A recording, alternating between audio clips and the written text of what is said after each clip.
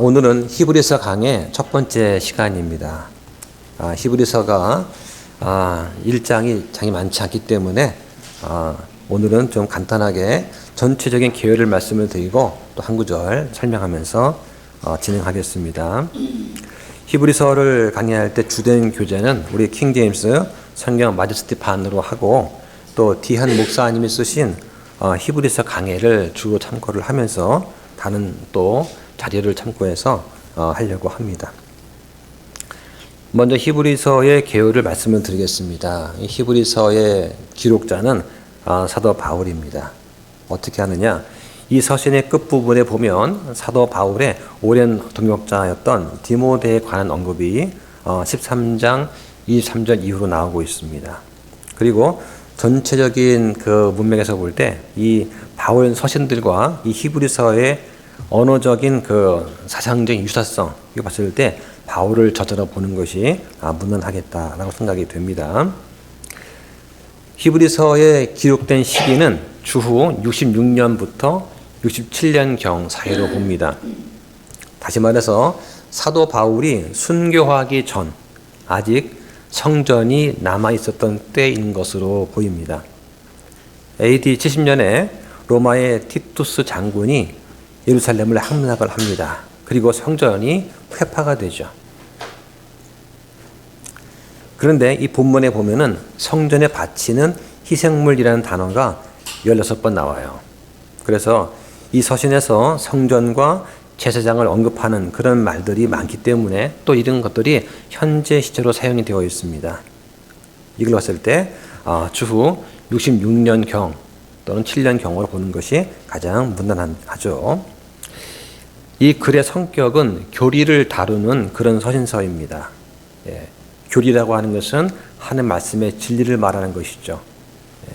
교훈이 아닙니다. 교훈과 교리는 다른 거예요. 수신자는 이 서신의 제목에 말하듯이 1차적으로는 유대인 가운데 있는 히브리 그리스도인입니다. 실제로는 신약 시대에 있는 모든 성도들이 다 해당이 된다고 볼 수 있습니다. 로마서는 믿는 이방인을 향해서 하나님의 구원 계획을 말했다면 히브리서는 동일한 내용을 유대인에게 그들이 잘 알고 있는 인물, 제도 이런 것을 근거로 해서 선포를 하고 있습니다. 히브리서의 주제는 예수 그리스도입니다. 이 신약 성경에 보면은 대제사장이라는 말이 62회가 나와요. 그 중에서 예수님을 가리켜서 대제사장이라 부르는 그런 책이 유일한 책이 히브리서입니다. 여기는 10회 이상 나오고 있어요. 그리고 이 구약에 있는 제도가 예수 그리스도의 속죄 사역으로 완성되었고 폐지되었다고 하는 것을 증거를 하고 있습니다. 그러므로 성도는 이제 신약 아래에서 새로운 방식으로 하나님을 섬겨야 됩니다. 그래서 이 히브리서에는 더 낫다, 더 나은 이런 말이 13번 나옵니다. 히브리서의 배경은 이 초기 기독교 시대에는 유대교가 큰 영향을 미치고 있었어요. 당시 유대인 교사들이 이 기독교로 개종한 형제한테 다가와서는 다시 유대교로 돌아오게끔 복귀시키려는 그런 움직임이 있었습니다. 이거에 대해서 바울은 유대인 교사들의 그런 주장을 반박을 하면서 그리스도께서 천사와 모세와 여호수아와 아론과 그 아들들 또 레위 제사장 체계와 그 안의 모든 희생물보다 더 뛰어나시다 하는 점을 논리적으로 증명을 합니다. 유대인들은 모세와 성막과 천사를 중시하는 그런 사람들이었습니다. 그래서 이 히브리서 1장에 보면 예수 그리스도와 천사를 비교하는 내용이 주된 내용이 나옵니다. 예수 그리스도의 탁월하심, 그 뛰어나심을 밝히 증거하는 내용이 히브리서 1장의 주제가 되겠습니다. 그렇게 하면서 당시 유대인 교사들이 강조하던 그 주장을 반박을 하는 거죠. 당시 핍박을 받고 있던 그 성도들한테 그리스도로 인한 고난을 인내하라. 그리고 배도에 빠지지 말라 권면을 하여. 그리고 11장에 가면은 우리 잘 아는 것처럼 구약과 신약에서 동일하게 말하는 그 참된 믿음이 무엇인가에 대해서 또 설명해 주고 있습니다. 우리의 참 소망은 하늘에 있다 하는 것을 상기시켜 주는 것이죠. 히브리서의 핵심은 믿는 사람들이 구원에만 만족하지 마라. 더 나아가서 최고의 열매와 섬김에 이르라고 하는 그런 엄숙한 경고의 말씀을 하고 있습니다. 히브리서는 우리가 은혜로만 구원받았다는 것을 가르쳐 줍니다. 그런데 이 은혜가 아주 진중한 책임을 수반하고 있다는 것을 또한 강조해 줘요. 우리가 받은 이 구원은 행위와는 아무 관련이 없습니다. 하지만 우리의 구원의 결과로 행위가 마땅히 드러나야 됩니다. 다시 말해서 주님께서는 우리가 받은 이 은혜에 합당한 열매 맺기를 기대하시고 계세요. 믿음에서 어린 아이로 머물러 있지 말고 더 계속해서 자라가라고 말씀하십니다. 이 히브리 그리스도인들은 어떤 사람들이었습니까? 구원받은 지 상당한 기간이 지난 사람들이었어요. 그런데 여전히 단단한 음식을 먹을 수 없는 갓난 아이 상태였습니다. 그래서 자라나야 된다라고 말씀을 하시는 거죠. 그러면 계속해서 반복되는 경고와 주님의 징계에도 불구하고 믿는 사람들이 계속 육신적인 상태에 머물면 그러면 하나님은 어떻게 하시냐? 이 사람들을 죽음으로 벌하시거나 내버려 두세요. 육신에 속한 삶에 버림받도록 해서 나중에 심판석에서 심판받게 하십니다. 성경은 이것을 사망에 이르는 죄다라고 말씀을 하시는 거예요. 이 사망에 이르는 죄를 히브리서에서는 고의로 죄를 짓는 것이라고 10장 26절에 말씀하십니다. 그래서 믿는 사람이 빛을 받고 하늘의 선물도 맛보고 성령님께 참여도 해보고 선한 말씀도 맛보고 옳은 세상의 권능도 맛보았지만 즉 깨달았지만 더 성장하기를 나아가기를 거부하고 은혜에서 떨어져 나간다면 여기서 은혜에서 떨어져 나간다는 그 말이 뭐냐면 다시 행위로 구원받는다는 율법주의로 돌아가는 걸 말하는 거예요. 배도하는 걸 말하는 겁니다. 또는 나는 구원받았으니까 죄를 지어도 괜찮다라고 생각하는 그런 사람들이 있었습니다. 그들한테 하나님은 더 이상 회개를 허락하시지 않고 심판석에서 심판하실 때까지 내버려 두신다고 하는 겁니다. 하나님은 어떠한 죄인도 다 용서하십니다. 하지만 회개하지 않는 죄인은 용서하실 수가 없어서요. 그러므로 우리는 계속 성장해야 되고 이 하나님의 은혜, 특히 말씀의 은혜에 잘 붙어 있어야 됩니다. 히브리서도 역시 교리이기 때문에 로마서처럼 한 구절씩 읽어가면서 설명을 하도록 하겠습니다. 자, 1절부터 읽어보겠습니다.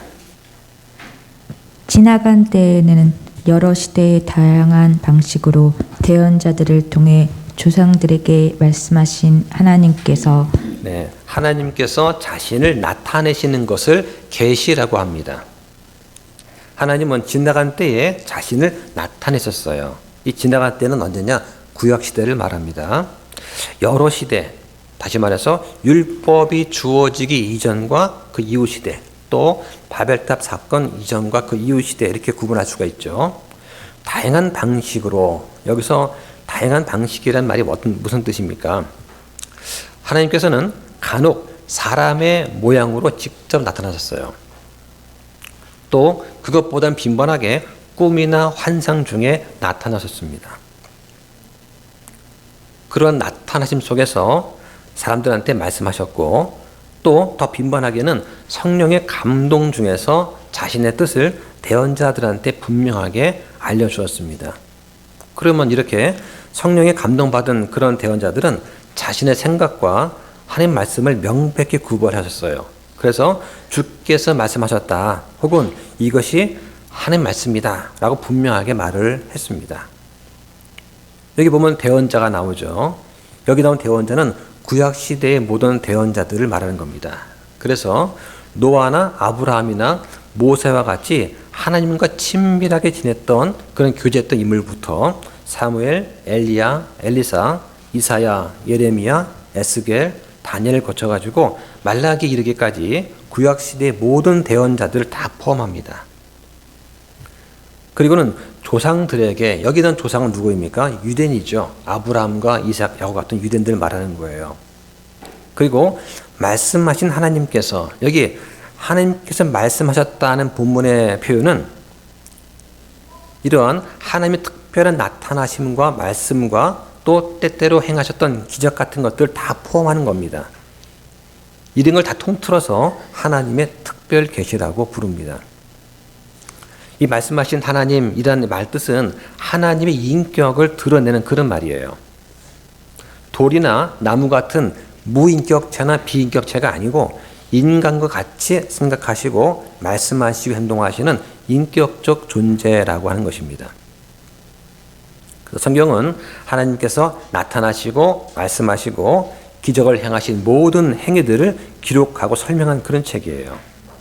이 하나님께서는 자신의 특별 계시들을 오직 성경책에만 기록되게 하셨습니다. 그래서 성경은 하나님의 권위가 있고 이 책의 내용을 가감해서는 안 됩니다. 그 말씀이 가장 온전하게 보존이 된 말씀이 킹 제임스 성경입니다. 우리는 이 킹 제임스 성경을 우리 믿음의 근본으로 두고 있습니다. 자, 2절 보겠습니다.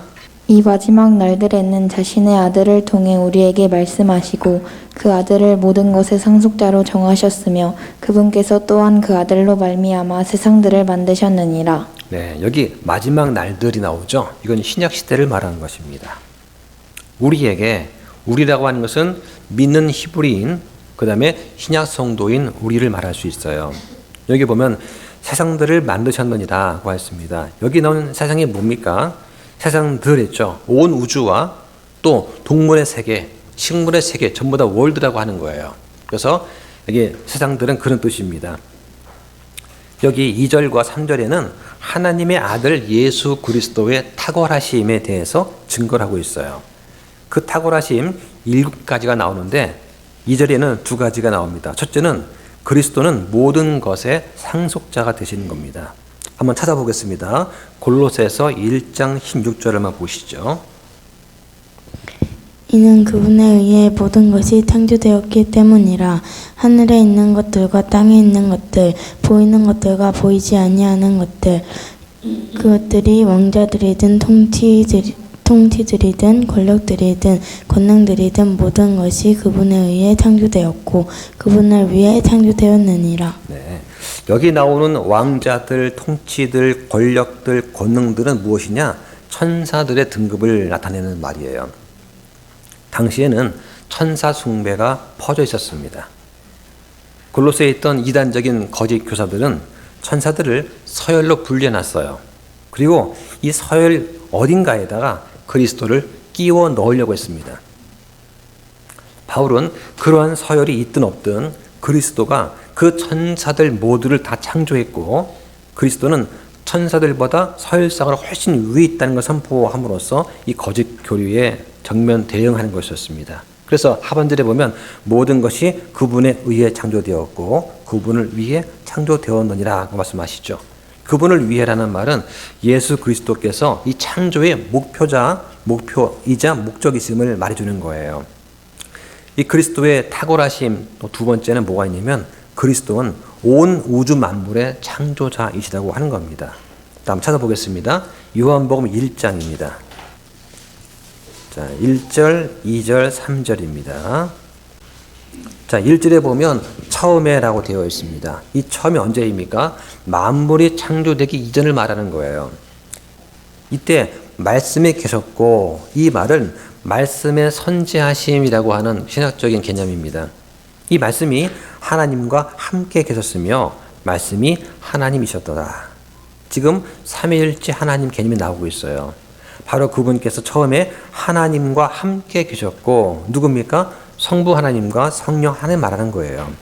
모든 것이 그분에 의해 만들어졌으며 만들어진 것 중에 그분 없이 만들어진 것은 하나도 없더라 하십니다. 그래서 그리스도는 온 우주 만물의 창조자이신 것이죠. 자, 히브리서 1장 3절을 보겠습니다. 1장 3절 읽어주시죠. 하나님의 영광의 광채시요 그분 자체의 정확한 형상이시며 자신의 권능의 말씀으로 모든 것을 떠받치시는 이 아들께서는 친히 우리 죄들을 정결하게 하신 뒤에 높은 곳에 계신 존엄하신 분의 오른쪽에 앉으셨느니라. 3절에는 예수 그리스도의 탁월하심 중에서 5가지가 나옵니다. 세 번째 탁월하심은 그리스도는 하나님의 영광의 광채이십니다. 네 번째는 그리스도는 하나님의 정확한 형상, 즉 하나님과 같으신 분이에요. 이 표현들은 성육신 하신 예수 그리스도한테도 적용될 수 있어요, 당연히. 하지만 이 2절과 3절의 이 문맥 봤을 때 성육신하기 이전 상태를 가리키는 것으로 보여집니다. 한번 찾아볼까요? 빌립보서 2장 6절입니다. 그분께서는 하나님의 형체로 계심으로 하나님과 동등함을 강탈로 여기지 아니하셨으나 네, 하나님과 동등함을 강탈로 여기지 않으셨다고 나옵니다. 다시 말해서 육체를 입으신 성육신하신 예수님은 곧 하나님이십니다. 예수님께서 하나님이시기 때문에 하나님과 동등해지는 것을 강탈이 아니라 뺏는 게 아니라는 얘기죠. 당연한 것이라는 얘기죠. 그렇죠? 그런 뜻입니다. 자, 그런 다음에 그리스도의 탁월하심 다섯 번째는 뭐냐? 그리스도는 모든 것을 떠받치시는 분이세요. 모든 물질은 원자로 되어 있습니다. 원자는 양성자와 중성자와 전자로 되어 있어요. 아마 학교 다닐 때 배우셨을 겁니다. 이 원자가 핵력이라는 것으로 이렇게 뭉쳐 있습니다. 예, 저는 문과라서 딱 여기밖에 모릅니다. 그 이상은 모르는데. 자, 그런데 그리스도께서 이 원자를 붙잡고 계시는데 이걸 손을 놓으시면 우주 만물이 해체가 되는 거예요. 그래서 이 핵력을 반대로 쓰면, 즉 해체시키는 대로 사용하면 이것이 핵폭탄이 되는 것이죠. 이 원자를 흩어지지 않게 묶어놓고 떠받치시는 그분이 그리스도이십니다. 자, 그 다음 여섯 번째는 뭐냐면 그리스도는 사람들의 죄들을 정결하게 하시는 죄 없으신 분이세요. 그래서 죄를 정결케 하신 것은 예수 그리스도께서 하신 핵심 사역입니다. 죄는 인간과 세상의 근본 문제였습니다. 예수님께서 하신 일은 뭐냐? 이 죄 문제를 해결하시는 것이었어요. 그래서 예수님이 오신 것은 섬기려 하고 자기 생명을 많은 사람의 대성물로 주려고 왔다고 하셨습니다. 또 마지막 유월절 식탁에서 잔을 가지고 감사하시고 나눠주시면서 이것은 죄들의 사면을 얻게 하려고 많은 사람을 위해 흘린 나의 피, 곧 세상 속 언약의 피라고 말씀하셨습니다. 그리스도께서는 이 자신의 피로 죄들을 정결하게 하셨어요. 그 다음에 그리스도의 탁월하심 일곱 번째는 뭐냐? 그리스도께서 하나님의 왕자 오른쪽에 앉아 계신다는 겁니다. 여기서 예수 그리스도께서 하나님 오른쪽에 앉아 계신다는 말은 뭐냐? 하나님과 동등한 권능과 권세를 가지고 계신다는 거예요. 그리고 온 세상과 교회를 통치하신다는 것을 말해줍니다. 제사장들은 어떻습니까? 일을 할 때 서 있었어요. 그죠? 예수님은 일을 다 끝마치셨기 때문에 앉아 계시는 겁니다. 자, 그 다음 이어서 4절과 5절을 읽겠습니다. 그분께서 천사들보다 훨씬 더 뛰어나게 되신 것은 상속을 통해 그들보다 더욱 뛰어난 이름을 얻으셨기 때문이라. 그분께서 어느 때에 천사들 중 누구에게 너는 내 아들이라 이날 내가 너를 낳았도다 하고 말씀하셨느냐. 또다시 나는 그에게 아버지가 되고 그는 내게 아들이 되리라 하고 말씀하셨느냐. 네, 그리스도는 아들 하나님이시기 때문에 천사들보다 훨씬 뛰어나십니다. 그래서 천사들보다 더 뛰어난 이름, 즉 하나님의 아들이라는 이름을 얻으셨어요. 시편 2편은 메시아 시편입니다. 거기 7절에 보면 메시아에 대해서 뭐라고 합니까? 너는 내 아들이라. 이날 내가 너를 낳았다라고 예언하셨어요. 하나님께서는 메시아를 내 아들이라고 부르셨습니다. 여기서 바울이 천사들 이야기를 자꾸 합니다. 그 이유가 뭐냐? 유대인들이 중시하는 세 가지가 있었어요. 모세와 성막과 천사입니다. 이 유대인들은요, 천사를 숭배했습니다. 심지어 각 사람한테 자신을 지키는 수호 천사가 있다고 믿는 그런 사람들입니다. 그래서 이 히브리서를 통해서 유대인들이 중시하는 이 천사보다 그리스도께서 훨씬 더 뛰어나시다라고 하는 것을 논리적으로 증명하기 위해서 지금 계속해서 천사를 언급하고 있는 겁니다. 하나님의 아들들이라는 말은 성경에 10번 나옵니다. 욥기 38장 7절에 보면 천사를 가리켜서 하나님의 아들들이라고 표현되어 있습니다. 또 신약시대에 예수 그리스도를 믿는 성도들을 향해서 하나님의 아들들이라고 또 표현되어 있습니다. 로마서 8장 14절 나오죠. 그러나 예수님을 하나님의 아들이라고 부르는 것은 이런 것들과 좀 다른 특별한 의미가 있습니다. 그것은 예수님께서 신성을 가지고 계신다는 그런 뜻입니다. 다시 말해서 예수 그리스도께서는 하나님의 본질과 속성들을 가지고 계신 하나님이다라는 뜻이죠. 사람의 아들이 사람이듯이 하나님의 아들은 하나님이시라는 겁니다. 자, 그 다음 6절 보겠습니다. 또다시 그분께서 그 처음 나신 분을 세상 속으로 데려오실 때에 이르시기를 하나님의 모든 천사들은 그에게 경배하라 하시며. 예, 여기 처음 나신 분이라고 하는 걸 잘 보시기 바랍니다. 처음 나셨다. 처음 태어나셨다고 이렇게 보면 안 되죠. 이 말은 성령으로 처음 잉태되신 분이라는 뜻입니다. 골로새서 1장 15절에 보면 그분께서는 보이지 아니하시는 하나님의 형상이시요 모든 창조물의 처음 난 자이시니 라고 말씀합니다. 여기서 처음 난 자라는 말은 그리스도께서 처음 창조된 자라는 뜻이 아니에요. 그리스도는 창조되신 분이 아닙니다. 이 말은 그리스도가 모든 창조물 이전에 존재하셨던 분이라는 뜻이에요. 그래서 다른 창조물과는 구별되는 특별한 존재다. 즉 아버지 하나님과의 특별한 관계를 가리키는 말이에요. 그래서 또다시 그 처음 나신 분을 세상 속으로 데려오신다. 이 말은 예수님의 탄생을 의미하는 말씀입니다. 예수님께서 탄생하셨을 때 하늘의 군대의 무리가 그 천사와 함께하면서 하나님을 찬양했습니다. 그때 아마 아기 예수님께도 경배했을 거예요. 또 주의 재림 때는 모든 천사들이 더욱더 예수님을 찬양할 것입니다. 자, 그 다음 7절을 보겠습니다. 천사들에 관하여는 이르시기를 그분께서 자신의 천사들을 영으로 삼으시고 자신의 사역자들을 불꽃으로 삼으시느니라 하시되. 네, 여기 사역자들이라는 말은 섬기는 자들이라는 뜻이죠. 하나님의 창조 세계 안에는 눈에 보이지 않는 영적 존재들이 있습니다. 천사들이죠. 그런데 이 천사들 중 일부가 타락을 했습니다. 그래서 사탄 마귀와 마귀들이 되었어요. 하지만 타락하지 않은 선한 천사들은 지금도 하나님을 섬기면서 열심히 일을 하고 있습니다. 예를 들어서 그룹이라는 천사가 있습니다.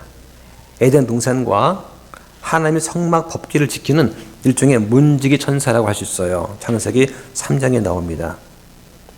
또 스랍이라는 천사가 있습니다. 하나님을 찬양하는 찬양대 천사들이에요. 이사야 6장에 나옵니다. 가브리엘이 있습니다. 하나님의 기쁜 소식을 전하는 전달자 천사예요. 누가복음 1장에 나옵니다. 미가엘이 있습니다. 마귀들과 싸우는 일을 하는 군인 천사입니다. 다니엘서 10장과 계시록 12장에 나오죠. 천사들은 지혜와 능력이 많습니다. 천사들이 한 일을 한번 보면 창세기 19장에 보면 이런 게 있습니다. 천사들이 소돔 사람들의 눈을 멀게 한 일이 있어요. 또 열왕기하 6장에 보면 많은 불말과 불병거를 가지고 도단성을 둘러싸고는 대언자 엘리사를 보호한 그런 장면이 나옵니다. 또 이사야 37장에 보면은 아시리아 군대 군사 18만 5천 명을 하룻밤에 죽게 한 그런 일이 있다고 성경에 기록되어 있습니다. 선한 천사는 죄가 없고 거룩하죠. 그래서 죄악된 인간한테는 부러움의 대상이 되기도 합니다. 그러나 이러한 천사들은 바로 하나님의 사역자들이에요. 그래서 불꽃과 같이 사용되는 존재다라고 하는 것을 우리는 알아야 됩니다. 자, 이어서 8절과 9절을 보겠습니다.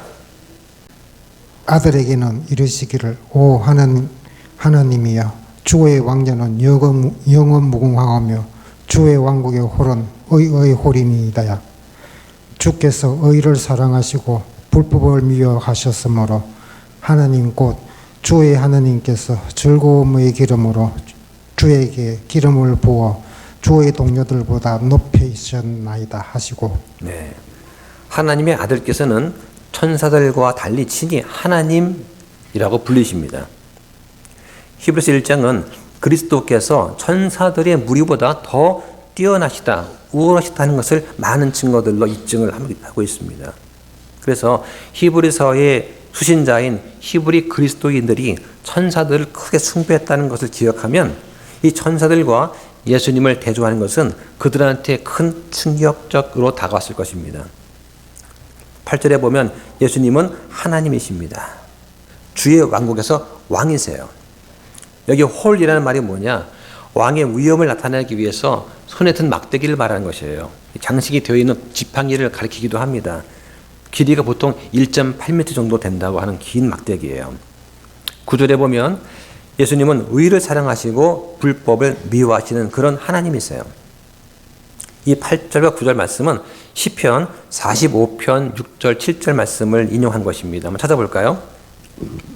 오 하나님이여 주의 왕자는 영원 무궁하오며 주의 왕국의 홀은 의로운 홀이니이다. 왕께서 의를 사랑하시고 사악함을 미워하심으로 하나님 곧 왕의 하나님께서 즐거움의 기름으로 왕에게 기름을 부어 왕의 동료들보다 높이셨나이다. 네. 자, 메시아를 하나님이여라고 부르면서 또 뭐라고 하십니까? 주의 왕자는 영원 무궁하다. 주의 왕국의 홀은 의의 홀이라고 말합니다. 이 말씀은 지금 아버지 하나님께서 아들 예수님한테 하시는 말씀이에요. 신약성경 요한복음 1장 1절에 보면 예수님을 하나님이라고 부릅니다. 요한일서 5장 20절은 예수님을 참 하나님이라고 하고 또 디도서 2장 13절에는 예수님을 위대하신 하나님이라고 부릅니다. 자, 이어서 10절부터 12절까지 읽겠습니다.